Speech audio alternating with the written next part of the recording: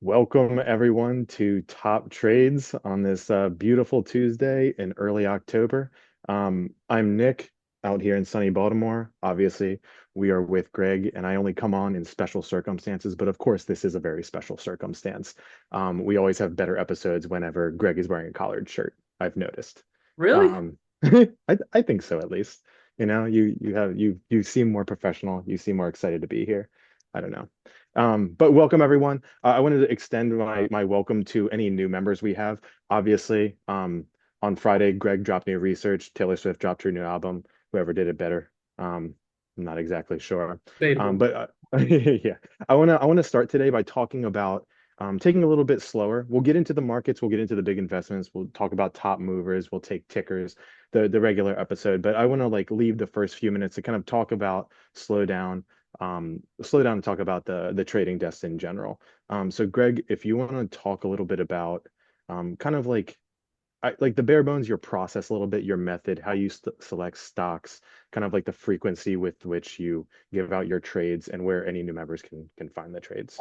Yeah, that's a great place to start. So I think before we get into all of that, it's important to understand what a strange and special time we're in the stock market right now.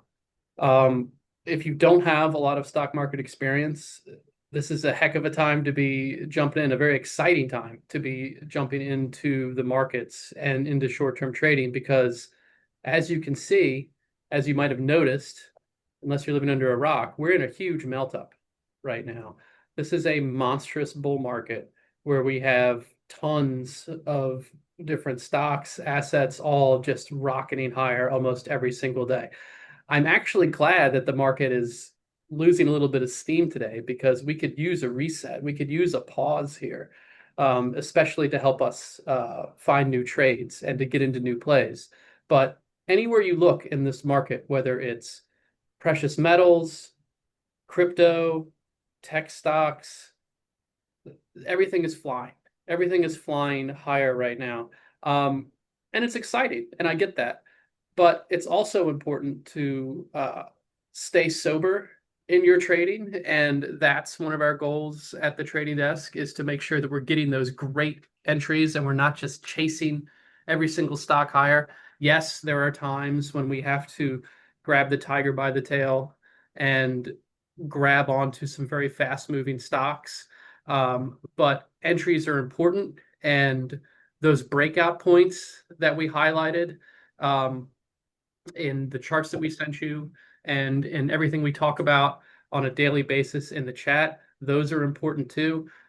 So our goal is to trade smart, no matter if we're in a quote unquote normal market or if we're in a melt up like we're in today. Entry points matter. We had a little discussion this morning in chat because we were getting some great questions from some of you about what's happening in gold and silver. And I think that's the perfect example.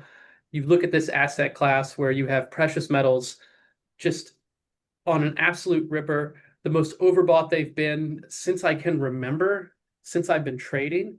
And it's important to understand how these conditions are evolving and when it's time to buy and when it's maybe time to take profits. So you're in the right spot.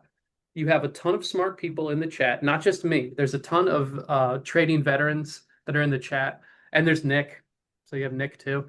But there's a ton of trading veterans in the chat that share their knowledge and they share some different strategies than what we do in the chat as well. And they're a great resource. And if you're in the chat in off hours, the times maybe when I'm not as active in there in the afternoons or in the evenings, you'll find these people in there. And they're just a great resource. And you can sling some questions out there, get them answered, talk tickers, all that good stuff. So be sure to lean on those veteran members because they love doing it. I mean, you guys know how it is. I see you guys in there all the time. You're always sharing your ideas. You're very generous with your knowledge, and it's a wonderful thing. And the community is really what makes the trading desk fun. As you probably have noticed, like trading stocks outside of a place like the trading desk, it could be kind of a lonely experience. It's just you and your phone or you and your laptop. And it's kind of hard. Sometimes you second guess yourself. Sometimes you're not sure what you're looking at, because it's a lonely enterprise. It's just you and the markets and throwing orders out there and seeing what happens. But with the trading desk, we can all come together. We can air our grievances sometimes. We can talk about how crazy the market is. We can share ideas. And I think that makes it uh, the most powerful trading resource you can possibly have. Just being able to get that feedback from very smart folks, not just me. Um, so there's that aspect as well. And you know what's kind of funny? I'm going to share my screen, Nick, because Yeah, yeah. And this and happens. So, I want to mention we have a few new people, Elliot and James, who are mentioning they're new. If you're new, pop into chat and say hi. Everyone's welcoming everyone, and oh, it's a great. really good community. So Um, so go on. so one of the trading phenomenons you're gonna start to notice is um, whenever we're trying to do something important, or uh, whenever you're trying to go on vacation, or whenever you're busy or you have a doctor's appointment, something's going to happen in the markets. It's kind of the Murphy's Law of the stock market. As I'm talking about how exciting the market has been, it's it started to leak lower almost immediately this morning, which is kind of funny. But like I said, I think this market is getting a little hot, and just from the internal conversations I'm having with some other traders around Paradigm, some folks are getting kind of nervous. Yes, we're excited about where the markets are headed, but at the same time, we feel like a reset is in order. Uh, Maybe soon. I think we could see a quick reset within the next week or two. This is not a bad thing. I know everybody's going to freak out. And by everybody, I mean people outside the trading desk, people that, are stuck in front of CNBC, or the buy and hold investors. They're not going to like seeing red on their screen, because the recency bias has only showed them gains. Every single day they wake up and there's more money in their brokerage account. And they're like, okay, great. This is how things are supposed to be. Well, as you can see from the big red candles that are popping up on the intraday charts here on FinViz, sometimes stocks go down. There needs to be an ebb and flow to the markets, and we need to see these type of resets. So we'll get into some of those charts in a little bit. We'll look at some precious metals. We'll look at some other hot charts that we've been eyeing. Um, but like I was saying earlier, timing is everything when it comes to trading. We don't get too hung up on fundamentals or where we think a stock's earnings are going to be 2, 3 years from now. We don't get hung up on future earnings reports. We don't get hung up on a lot of the macroeconomic data. Yes, all of that stuff matters in the long term, but what matters in the short term when it comes to trading is price, and where price has been and where it's going, and where you can find those levels of support and resistance where buyers and sellers are butting heads. And those are the areas where we can develop buys, sells. We can utilize our trading strategy, our breakout trading strategy, to trade those short-term moves higher or lower, depending upon what type of market we're in. And those are the most important elements. So I feel like that's something that needs to be cleared up sometimes when folks who aren't used to trading are coming onto the trading desk, because I constantly get questions about, well, what do you think this company is going to do over earnings? And what do you think the prospects of whatever quantum stock are, 2, 3 years down the line? Enrique and I, when we talk here on Top Trades, talk a lot about holding competing ideas, one in each hand, and that's something you kind of have to do when you're trading as well. You might be trading a stock that you're not too bullish on in the long term, but short term price is breaking out. So there's going to be that disconnect sometimes where you're like, oh, I think this stock is trash. But if that stock is breaking out and we see an avenue where we can make quick money on a trade, then by all means, I'm going to attempt to trade it if it's a liquid investment where I think we can get in and out of it in a reasonable amount of time. So don't be too scared about fundamentals. Don't be too scared about what you think is going to happen with inflation next year, or politics, or macroeconomics, or any of that stuff, because we're trying our best to compartmentalize those ideas. Yes, they're important. Yes, we can talk about them, but we try to put them in a box and set them aside and concentrate on just the price and the technicals. And that has been what's worked for me in my career. And it's what can work for you too, because There's a lot of folks who can't separate those things and they get caught up and they tend to try to trade on earnings or fundamentals or anything like that. I'm telling you right now that that's not the way to go. That's a good way to get tripped up. And then you'll constantly be asking yourself, well, I can't believe this stock is going up on bad news, or I can't believe this stock is going down right now because it has all these good things going for it. Because in the short term, that's not how the market works. In the short term, it's all about sentiment. It's all about buyers and sellers. So just keep those things in mind, and you're going to have a great time trading with us. And again, there's all these folks you can talk to in the chat. That's the fun part. We all get together in the mornings. I give you my spiel. I'm watching stocks. I'm scanning. I'm looking at our open positions, and everybody else can take the time and say good morning and chat and see what everybody else is looking at and compare notes and all that good stuff. Yeah, that's great. That's great. That's a great introduction. And the chat is super active right now, which is really great to see. Everyone's welcoming everyone. Before we get into the new picks, because I know that like in the reports that and if anyone needs them, we can drop the link in the chat. We have I think it's 6 tickers that we want to look at that you released Yeah. on Friday. Mhm. Before we do, Zen had a question. It's it like can you ex like talk exactly what you mean by melt up? He's asking about your outlook into the end of the year and early 2026.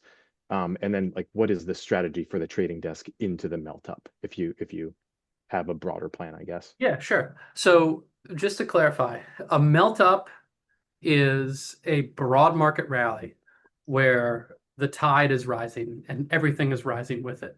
And in a market melt up, you're going to have the bad stocks, the terrible stocks, the almost bankrupt stocks, and everything in between rising with the tide. The reason why I believe we're entering melt-up conditions and that we're in them right now is because of what we've seen so far this year. The market has been super strong since the tariff tantrum, since stocks collapsed in April because they didn't know how to deal with the tariff announcement. It was much worse than the market expected. Everybody sold out, and then the market quickly bottomed out and started to march higher. And really, aside from a couple pauses, we haven't looked back.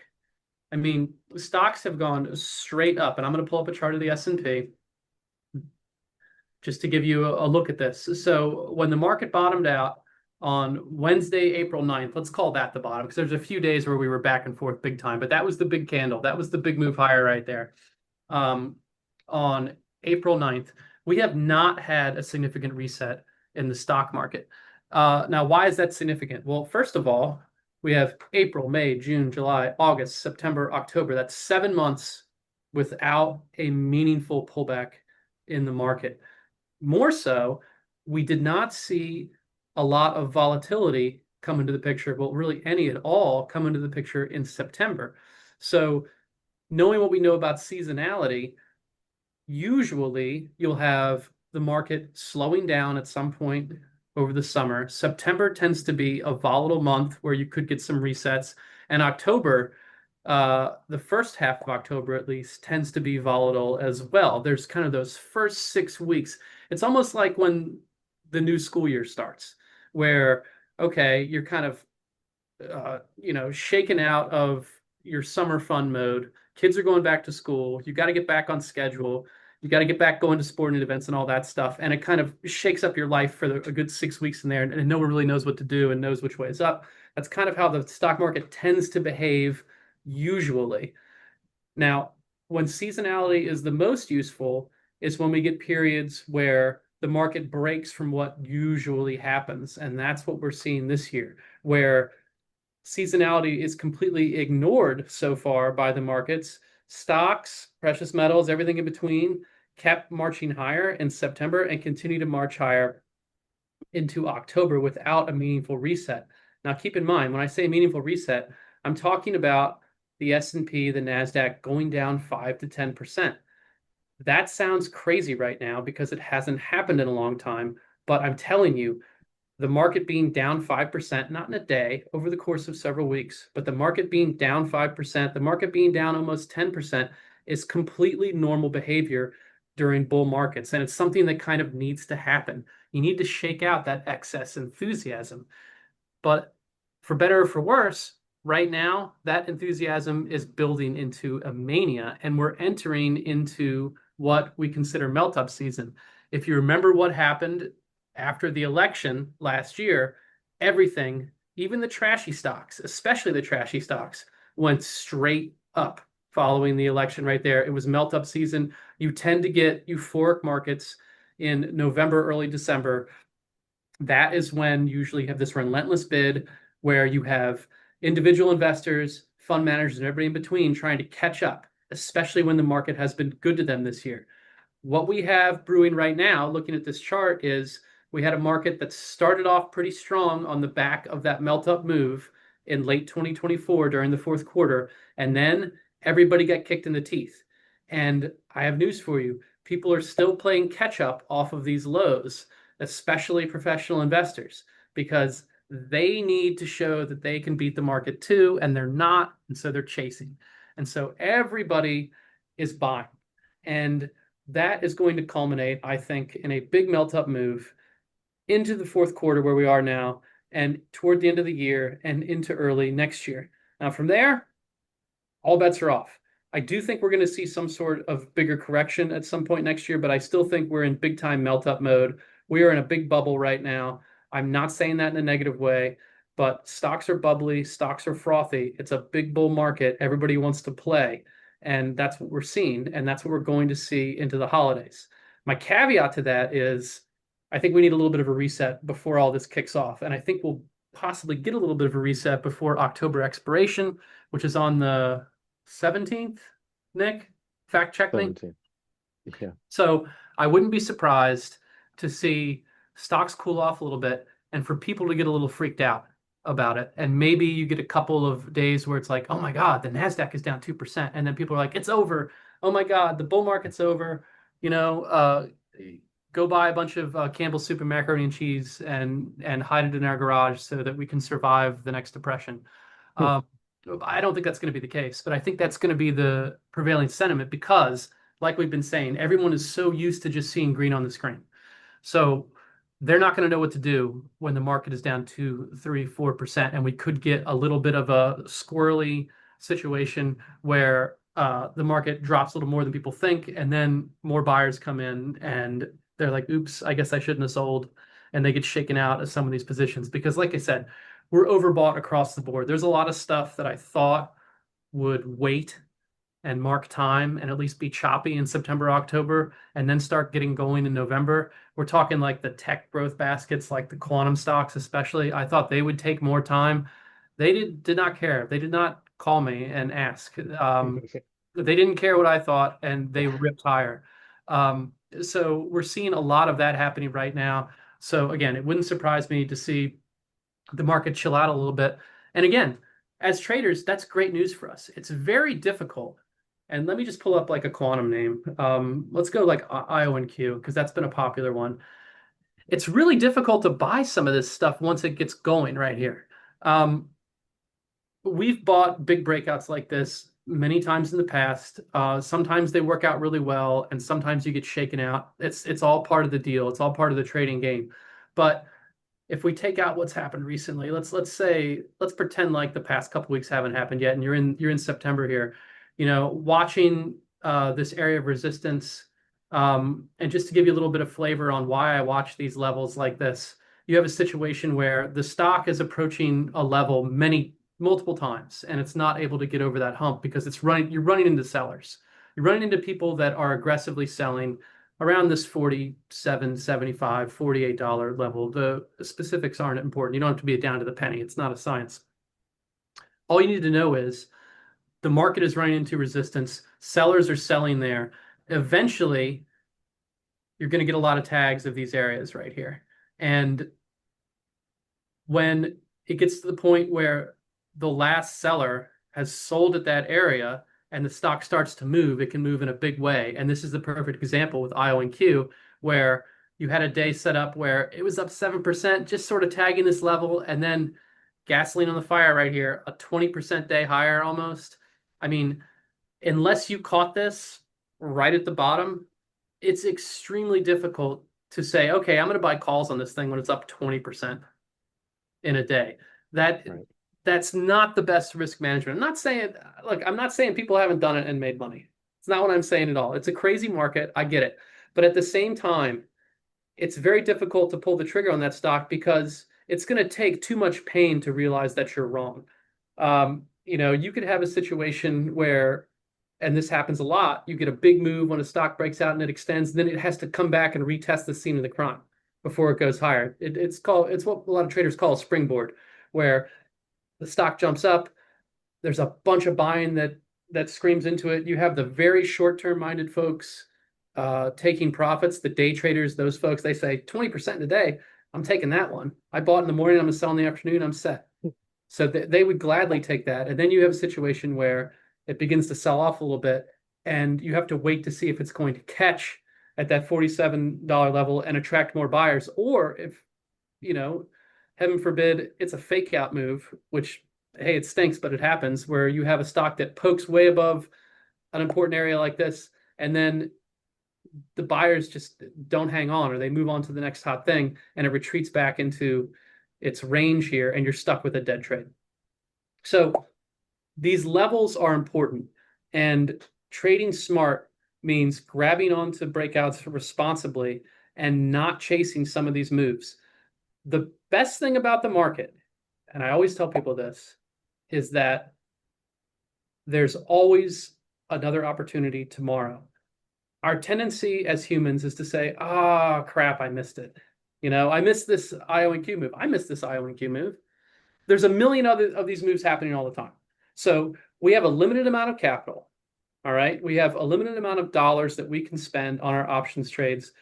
For 99.99% of us, I wish it was 100%, but 99.99% of us, our trading accounts are not our main accounts. We all have longer term accounts, our buy and hold stuff.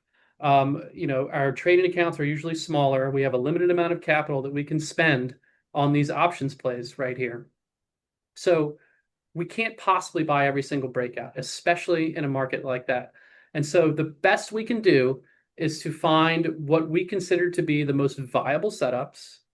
And then we take those trades and we hopefully win quickly, or we get told by the market that we weren't right and we get out of them quickly. And then we move on to the next opportunity. So yes, the market is pulling back today. I don't know if there was news here or not. Nick, you got anything for me, or are we just dropping because it's a Tuesday and the market's been up a lot? I don't have anything for you. I'm sorry. Say you don't even need a headline. The market can just go down. It's magic. Yeah, I think it's probably shutdown related, but it could be one of a million things. Well, either way, sellers are selling right here, and this is a good thing because we're going to get some of those resets, and some of these stocks are going to cool off a little bit for us, and they're going to show our hand. They're going to show us where buyers are going to step in. They're going to show us if these support and resistance areas are real or if they're going to break one way or another. We're going to get a lot of information when the market does pull back. And again, it's a good thing. And selfishly, I'd like to see the market go down a little bit more from here. I don't think there's anything wrong with that. I think it'll set us up better for a bigger melt up, a stronger melt up. If we kind of bleed off some of that excess enthusiasm, there's nothing wrong with that either. And I like the way we're positioned right now. I saw some questions a couple minutes ago. I have chat up here on one of my screens, and some folks are saying, "Well, I mean, if the market starts going down, what's going to happen to our November calls?" Well, we'll see, but I'm confident in where we are with some of these plays. Like we have K-Web, and I think it's nice to be in a China name right now with everything that's happening in the US with the shutdown and everything else. And this has been a slow and steady gainer for us. Not really slow. It's resetting a little bit today along with everything else. But you can see here, this has been a consistent mover for us, and it hasn't really shown any type of shakeout. These China names are just getting bought, and they're not really in the spotlight, which I like too. So I feel like this is one of those asymmetric trades that we can ride. Even if we do see a correction in US stocks, maybe we won't see a strong correction in China, or maybe it just won't correct at all. So we'll see how those look. Stephanie mentioned UMAC here. I think this is one of the ones that could possibly be vulnerable. if we do see a bigger sell-off right here. But again, on the daily, we're looking fine right here. There's nothing that's worrying me yet about this chart. It is something I'm watching, but these little pullbacks right here, I don't think any of these are super offensive just yet. I wish that it could have held 17. It seems to be having some problems with $17 for the past 3 trading sessions.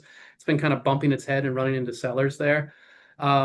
Maybe it's going to need more time there, but the fact that it's only down 2.5% when this is a pretty volatile name, you can see back here there's some big red candles when it does go down, down 11% on the day right there on one of these big shots higher. So it can shake out pretty violently. But so far, this has been riding higher. I think drones are very top of mind right now. And it just feels like there's been a positive headline in the dronescape almost every single week, which I think is helping buoy these stocks in this group. So we'll see how it goes. But again, it's not about what I want. It's just about trading what's in front of me and reacting appropriately to the market.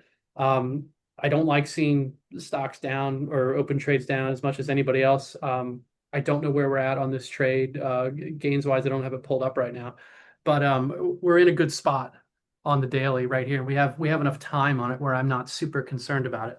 The only trade I'm concerned about that we have open right now is XOM because energy has just shake, rattled, and rolled us to death here. And this is, again, the price of admission of trading. I took a signal on this breakout right here on Friday, and it immediately retreated a little bit. And I was like, no big deal. And then look what happened on Monday. Crude dumped and the entire energy sector dumped. And then we had a whole week of follow through. And it wasn't until Friday where it started bouncing again. This trade is, okay, I think this is important. I didn't plan this, but I think this is an important thing to go over, especially for new people. So we have trades that are working, okay? And then we have trades that are kind of teasing their stops or an area where I want to get out. And I consider these trades to be in salvage mode is where I have them. I like how XOM has bounced off of its lows after sneaking lower today. I like the action over the past couple days right here. I would love for it to creep back up here into the 117s. But again, it's not about wishful thinking right here. If we can rally back and just get a small gain from this or book a small loss, that's a huge win for a trade like this that immediately moved against us right here. This is just trade management is what it comes down to. So I'm adjusting expectations in real time. I was looking for a bigger breakout on Friday the 26th when we got in. It has not materialized. And so now I'm in salvage mode where I'm like, how can I make sure that this doesn't turn into a big fat zero? A lot of stuff is beyond our control, but this is where my mind is at. I'm thinking, how can I make sure this doesn't turn into a zero? How can I salvage some capital out of this? Can I break even on something like this? And I'm watching the price action to see if it can get us back to those points. And so again, it's all about adjusting expectations on the fly and taking what the market gives us. And that's a big part of trading too. I like to say that we can't impose our will on the stock market. There's lots of things that I want to happen all the time. But again, the stock market's not calling me on my phone at 9:29 a.m. and saying, hey, Greg, what would you like us to do today? It just doesn't work that way. So we have to just keep our expectations in check with what's happening in reality. We can only trade what's in front of our face. And we do that pretty consistently. And yeah, there's going to be losers, but the winners are going to be big enough to make up for them. And that's how it goes. That's how you trade in the short term to make money over the long term. Yeah, that's a really good it's a really good step by step through an open trade. And it's funny because I'm pretty sure that the stock market would call Ivan Boesky, but I don't think you're him. Sad. Yeah, I'm just kidding. Okay. So do you want to hop into the 6 trades that we talked about on the watch list in the new research from God Candle? Yeah, let's talk about 6 trade ideas because again, like the market is moving every day. I'm going to adjust my outlook and expectations accordingly. And what I'm going to do right now is I'm going to pull up 6 tickers. I'm going to talk about what I'm seeing right now. And it might be different than what I was seeing yesterday or on Friday afternoon. We're going to have to see. We'll have to see how they're developing. And then we'll talk about how we can react to what's happening in the market. So let's start with a quantum name, QUBT, because these stocks have been insane. So I'll take this line out. This is a line from a previous chart I was drawing. I like this red candle on QUBT. I don't want to buy it, but I like what I'm seeing. It's a bearish candle. This stock opened at its highs right here, near 24 bucks, and it's now below 21.50 and below the open, or the close rather, from Monday. This stock desperately needs to chill out a little bit.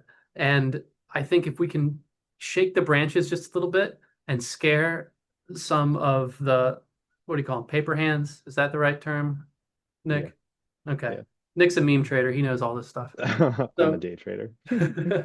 so if we can scare out some of the weaker hands in this stock, I think it's a good thing.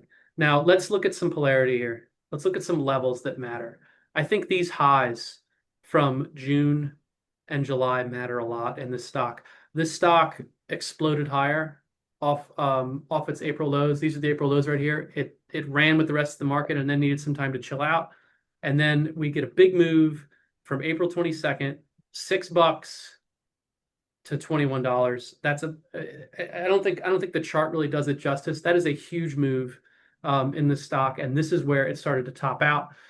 I'm going to draw a line here because this price is important. This is like 21.30-ish right here, and you can see now where this stock is having trouble holding above this level.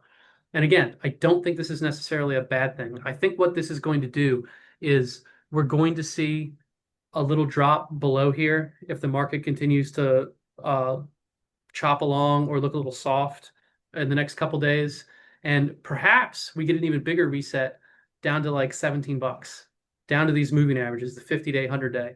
That would be very interesting for a stock like this because we could get some very important information. This could be one of those cases where everybody got way too far ahead of themselves. Like, look at this right here. Everybody buying up 26% on the day on Friday the 19th. Quantum names are soaring. Look like a breakout here above this line, and then look, we get a bunch of mess in here. Yeah, maybe somebody bought in here at 22 and sold at 25. Good for them. I don't think that's the case with everybody in this. I think a lot of people are holding on because they just assume this stock only goes up. What if we have a situation where we get a little bit of a reset and it shows it can hold this level near 1840? What if it shows it can hold this level down here? It has to reset down here into this chop area, reset to its 100-day moving average, and it can hold the 17s, 18s, and then it starts to turn higher. Possibly we have a situation where the euphoria has been bled off, and then this thing can run again into melt-up season. I think that would be a very nice looking setup heading into the middle or end of October, depending upon how things happen. And again, the market will change our opinion every day about a stock like this, but that's what I'm seeing right now. It doesn't look very orderly when you have a huge breakout move on Friday, and then it's struggling to hold these areas right here. So we'll see. First line in the sand is where it is right now. Second line in the sand, I would say, is somewhere down here between 18.30 and 16 bucks. But as I said, this thing can move big in both directions. So what we're doing right now is we like the overall trend. We think this is a group of stocks that can continue to run if conditions remain favorable. I'm looking for that magical entry point, that spot where I can confidently buy something and say, okay, if I'm right, this thing is going to take off and it's going to be a 2, 3, 400% winner for us in a short amount of time, in a matter of a week, 9 days, something like that. Or it's not going to go from that spot and we can just ditch it and move on to something else. So I'm looking for those good entry points. I'm not sure with the action we're seeing today and what we saw yesterday, this is going to be it, but we're going to have to see, and we're going to take it on a day-to-day basis. All right. Next one. Let's look at Lunar. Now, I don't think it's really fair to be tossing this one up here because we have IMAC, right? And then we have Lunar. So a couple of intuitives, a couple of machines in the company name. So it's going to be confusing. But I'm looking at LUNR right here. This is a different kind of chart because it's nowhere near these highs from its previous melt up. this stock started melting up right back here in August of 2024, and you can see these massive gaps. So it's a proven Momo stock, proven momentum name right here, and it's shown that it can run from $3 to $20, more than $20 in a pretty big hurry. That's a good setup to start with. But as you can see, what happens with these a lot of the times is when they start running out of steam and market conditions change, they get hit hard. Because again, they're the more speculative names. They're the ones people are going to be more willing to ditch when things aren't going their way. And that's exactly what happened here. Lunar, LUNR ran up higher. It topped out in January, like a lot of these other melt up names did, and then it started rolling over. And then the tariff tantrum happened, and this thing got absolutely smashed. Even before people were really worried about that, this thing rolled completely over. This might have been on news. I don't know if you remember the news from this, Nick. Don't. Ah, come on, you're supposed to remember everything. Yeah, So I don't follow so that too we had a much. situation where it was down 20% one day and then more than 20% the next. 40% drop in 2 days is pretty significant. It's going to take a while for it to set back up after something like that happened. You have the tariff tantrum right here, and then the market bottomed out. This is Monday, the 7th of April, right here, where everything started to bottom out. And it's been slowly trying to build this base right here. So with something like this is bumping its head on this red line right here, which is its 200-day moving average, which is flat. Okay, so we're in a situation where the longer term trend, when we smooth it out, because that's what a moving average is, it smooths out whatever period of trend you're looking at, is flatlining. So we have a stock that's going nowhere right now. That's important information because it's trying to base out. And I like this base for a couple different reasons. Number one, comes after this huge meltdown right here, which is getting further and further in the rear view. And then we have a situation where it's not looking good, bad reaction to earnings right here, but it catches here above $8, which is well above these $6 lows from earlier in the year. So do we have a situation here where this thing is fighting to break out and get above these magical highs right here? Because again, I'm going to draw one of these lines. This is where sellers are selling. This is where sellers are selling, somewhere around $13. Every time it runs into this level, it runs into selling. If and when the sellers get exhausted here, this thing's going to go and it's going to run hard. I don't want to trade ahead of earnings on something like this, on a more speculative name. I'm not hoping for any type of magical news. I'm just hoping we get to the point where folks are convinced it's going higher. And if we can get above that $13 mark and it holds significantly above that level, meaning it doesn't just reverse back into its range, then everybody who bought down in here over the past 6 months or so is in the green. And when more people are staring at green in their portfolio, they are less likely to sell at current prices.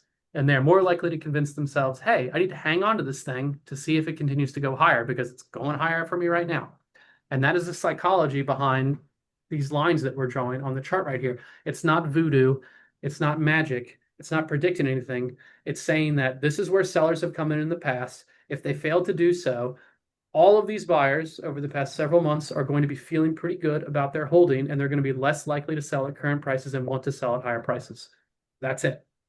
And that is very powerful. That's a very powerful situation because when everybody's feeling good about something, the stock market right now, up until about an hour ago, they're less likely to be willing to sell at current prices because what do they assume is going to happen the next day? It's just going to be higher. Why would I sell now? It's going to be higher.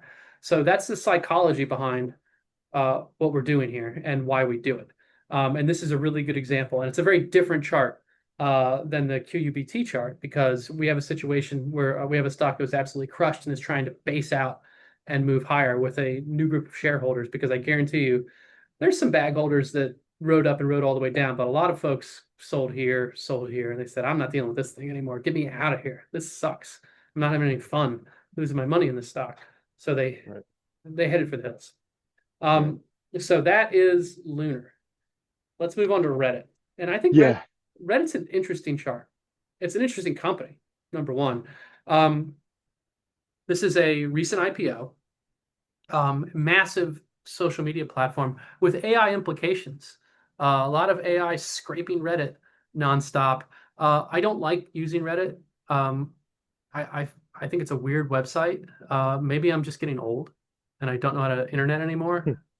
Nick, you have any insight into that? But it does seem to be attracting a ton of investor attention.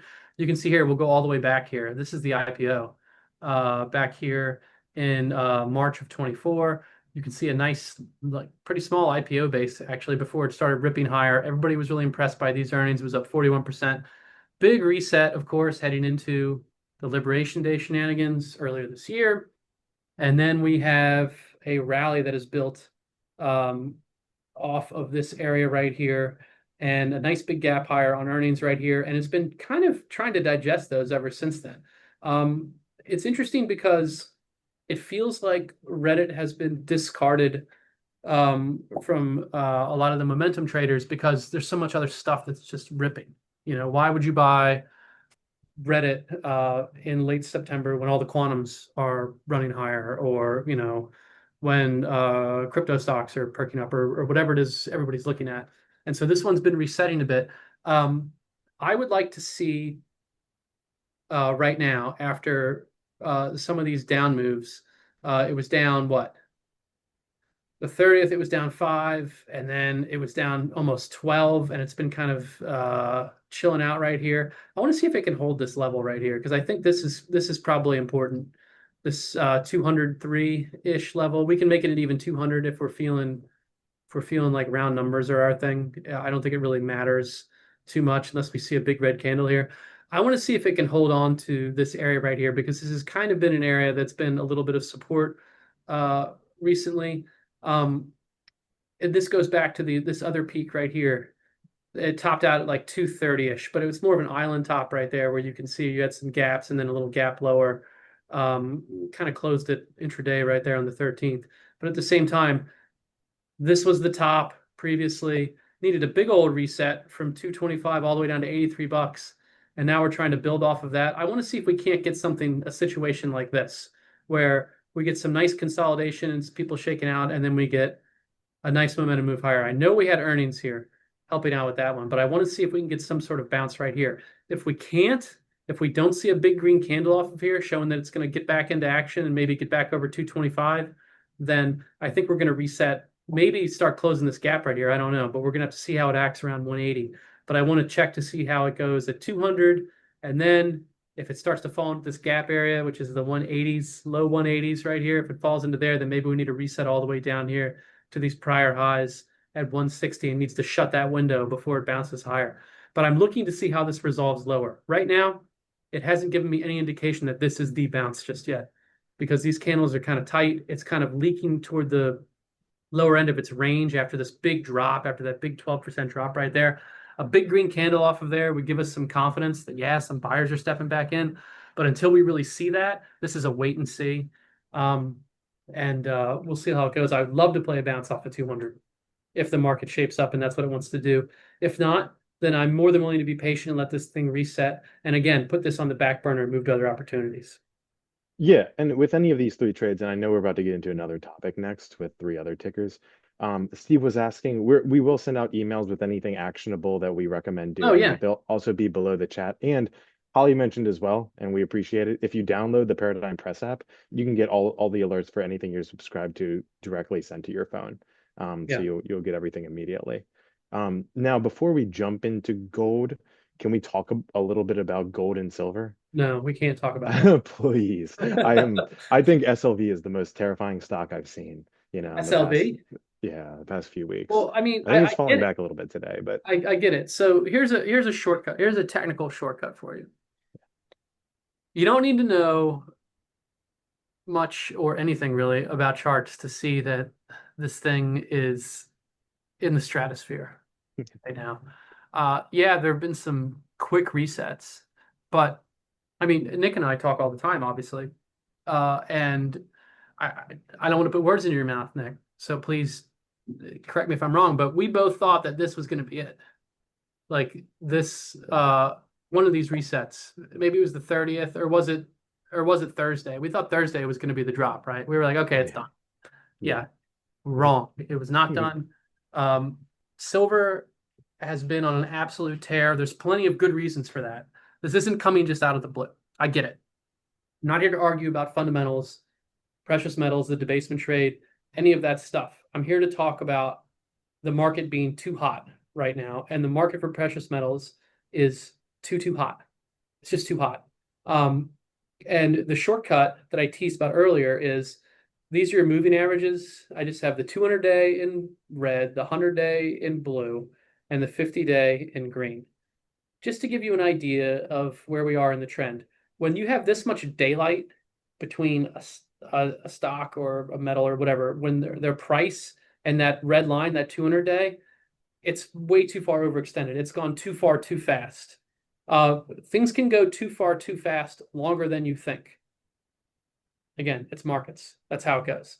You could have argued that like, it went too far too fast here. It did, and then it went too far too faster. Is that's grammatically correct, right? It is, yeah.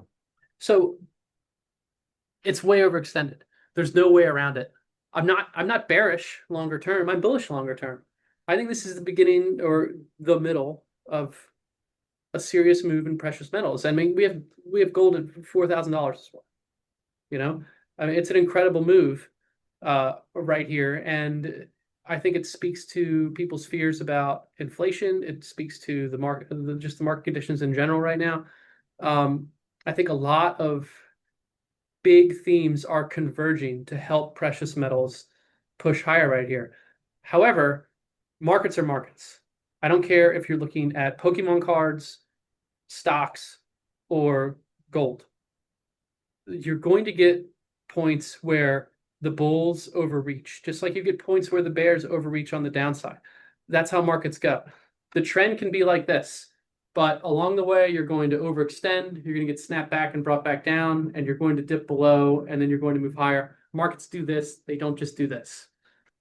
Right now, that's a hockey stick. And hockey sticks usually correct pretty violently. So if I look at something like this SLV chart, which Nick, you said this is your favorite chart on the market. Is that what you said? It is terrifying. I don't even know what to do about it No, right I know now. that's just it. It's see, and that's thinking like a trader. You look at something like this and you say, okay, what I need to do here is nothing. Okay. If I own some SLV, I'd probably take, this is just me. This isn't a recommendation. I'd probably take some off the table. Into this move right here and make a note to myself that I can probably buy back later at a cheaper price. But this is going to need to reset. I think when it does reset, it's going to be quick and it's going to scare some people maybe. Brian says, when will it drop? I don't know. Yeah, I have no idea. I'm going to watch and see. I thought it was a couple days ago, but buyers stepped right back in. So we're going to see what happens here. But whenever anything goes parabolic like this, I'm paying close attention. And again, trading in the short term is all about great entries. This is not a great entry right here. We could, if you buy here, you get kicked in the teeth really quickly. Unless you have a very long time frame, this isn't something I want to touch up here. That being said, right. I think there's some good looking miners out there. And I think that the miners could be really good buys if we do see things chill out a little bit, because nobody wanted miners for so long. I mean, over a decade, it was like, are these stocks still on the market? Are they all bankrupt? Maybe. I mean, they were just, they might as well not existed. Well, now, with precious metals prices doing what they're doing, the miners are momentum names again. So we've had a huge change in character recently, and I think a lot of them look pretty darn good. It's just a matter of getting those beautiful entry points in these stocks. Yeah. So let's look at them. Because I've been talking too much. ORLA, Orla Mining. Look, we got levels to work with here. This is a smaller one, less than 4 bills right here. I like how we are starting to see what levels matter in a name like this, and it's starting to look like a couple levels really matter in this one, the 1180s. And then a little bit higher up, I think the big clear is going to be if it can get above like 1270-ish. It's not a very straight line. This is an art class. I'm doing my best here.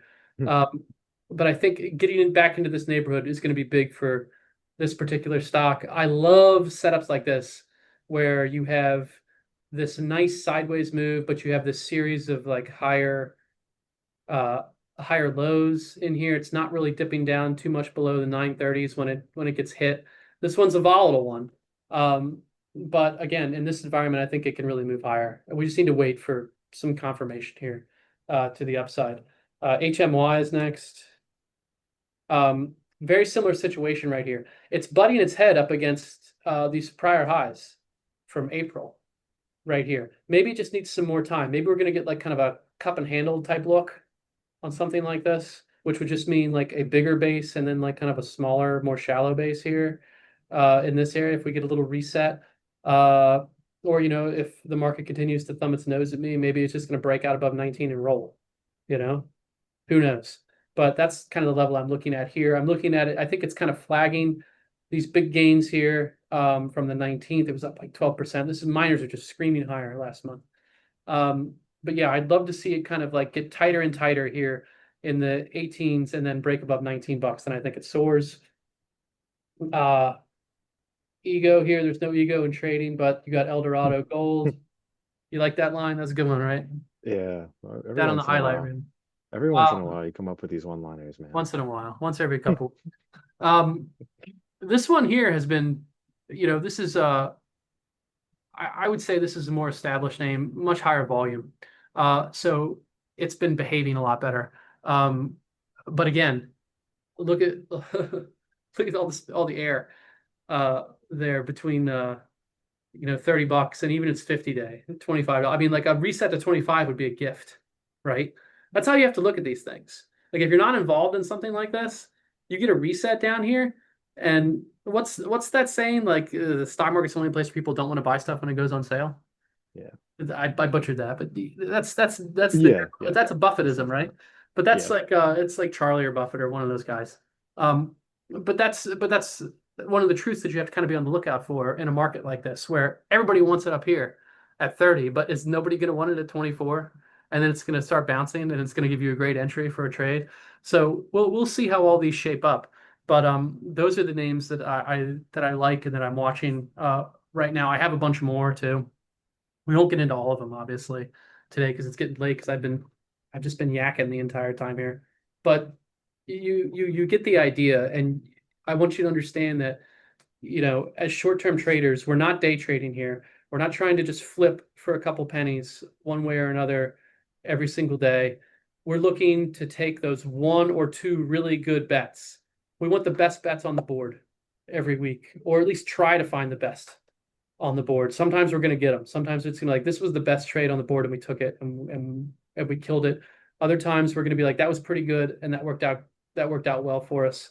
But that's our goal. We want to try to find these momentum names that we think have the potential to be the best on any given week, and then hold them for a week, 2, 3. Sometimes it's just a couple days. But again, it's about reassessing. I'm reassessing constantly every day, and I'm seeing what the market's giving us, and I'm making the determination of, okay, we should take profits on this. Okay, we should buy this, sell that. We'll see how the market evolves. And then if we just go with the flow, it's amazing what can happen. As long as you keep an open mind and keep your eye on the prize and understand that price action is king, and that's what moves the market in the short term. It's this battle, buyers and yeah, sellers, animal spirits. And if you yeah. notice that, there you go. Right. I was actually gonna say, like, I love when you talk like market psychology because like you see a chart like this at first and you're like, there's no way there can be any reason to this. But then when you break it down and see like, here's where the buying pressure is coming in, here's where the selling pressure is in, the market is facing this. These are the levels that the traders are fighting over right now. And it starts to make sense and you can apply it across different stocks. Now, now that we have 5 minutes left, maybe we could take some tickers that everyone's been talking about so far. Ah, If you want to talk some more. yeah, no, I can talk. Yeah, I can talk some more. I didn't mean to steamroll everybody with tickers. I just wanted to be sure we got through all those new charts and Yeah. everybody's kind of on the same page, to get us started on the wrong or the wrong foot, the right foot here. We don't want to be on the wrong foot. Yeah. Yeah. Okay, so let's get started. How about the stock that everyone's been talking about for the past 2 days, AMD? AMD. that Well, open I AI. don't even need to pull this up. It's up a lot, right? It was up like I think 30% Like yesterday. technical take is it's up a lot. How you like that? Yeah. Yeah, I Oh mean, yeah, look at that. It's a God yeah, candle. I mean, it's holding its gains, and that's great. Here's the thing. I'm never going to trade a stock in the hopes that like we're going to get some news. Like I hope some news comes through. That's just kind of wishful thinking. Like sometimes you get lucky and you get some bullish news. Like let's say you were like, oh man, I really like this, like getting back over its 50 day, and then you get this bullish news event. It's up 23% a day. Boom, you win. Congrats. That's great. It wasn't what you were planning for, but you Yeah. got it, and that's awesome. Um, but the news has a tendency to be very fickle. Um, I mean, I'm glad for AMD. I'm glad for anybody that's holding it. I think it looks great. Um, uh, I'm not a buyer up here. I need to wait and see how it's going to consolidate. It's way overbought. It's up here in the stratosphere. It's massive gap higher. Is the market still going down? Yeah, the market's still going down. Um, I guess I'm just talking it lower. Is the whole world tuned into us right now, Nick? And it's just like, man, this guy's talking common sense. I gotta just chill out for a little bit. It happened Um, with Enrique too. yeah, no, it happens all the time. That's part of the deal. Don't ever go on vacation because that's when things really happen in the markets. But yeah, I would just chill out and not do anything with that one. Okay. Wait and see. Okay. Yeah. And Um, I'm not trying to be, it's not a cop out. It's just like that's how it is. A lot of charts are wait and see. yeah, yeah. No, I get it. I get it. You're patient. You have to be patient. Holly's been asking about VXX. I think that's the short-term VIX Whoa, futures. volatility.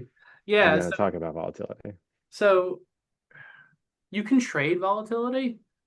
It's hard.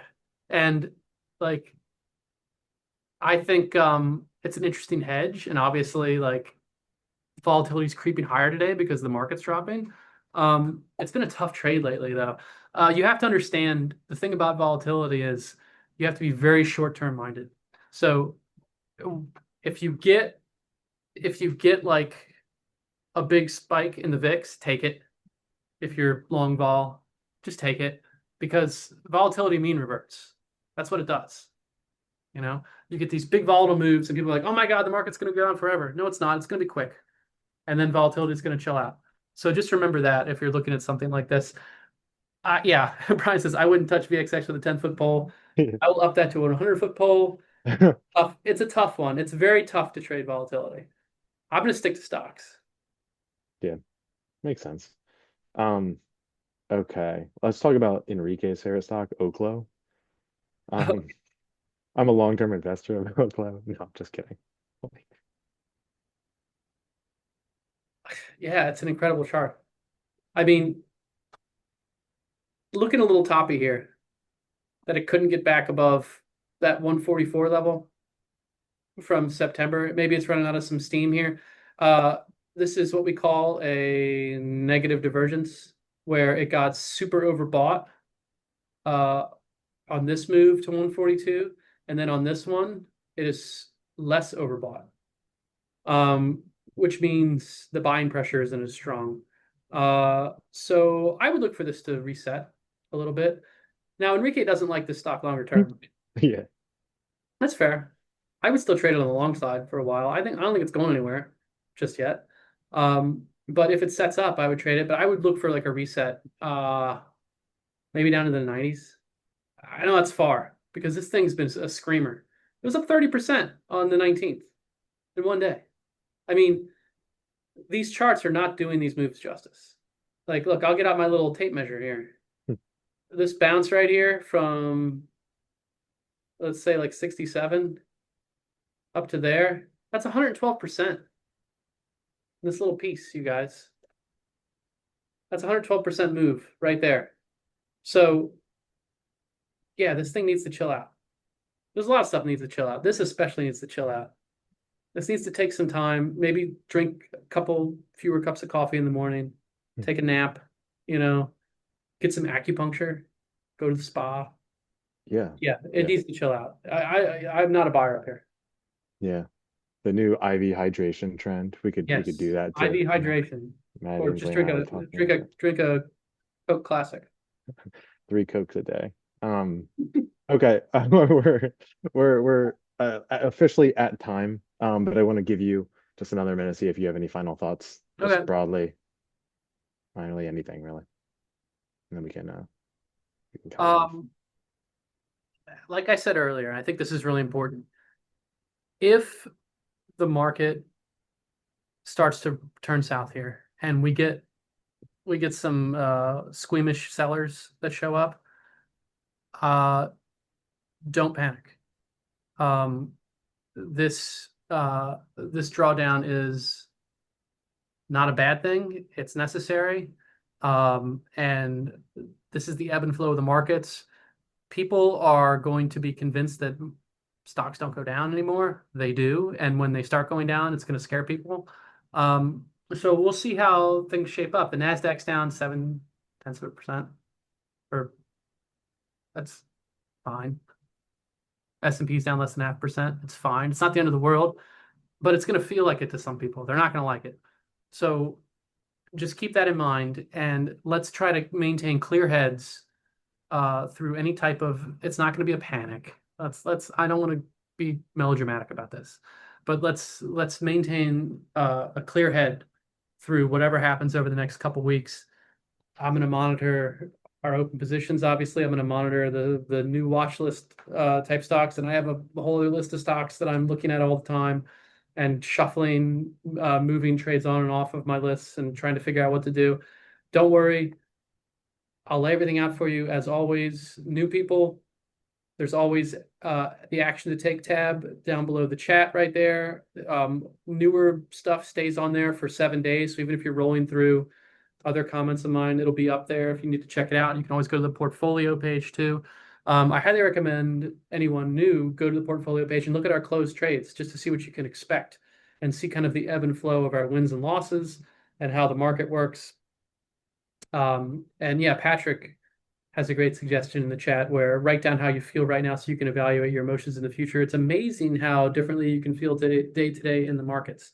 I am a human being too. I'm not some robot who's just unaffected by the ups and downs of the market. I just have to step outside myself occasionally and evaluate. And I think that's what we all have to do to make sure that we're making the smart choices when it comes to buys and sells, especially in kind of a crazy environment that we're in right now. And you know what? It might just get crazier.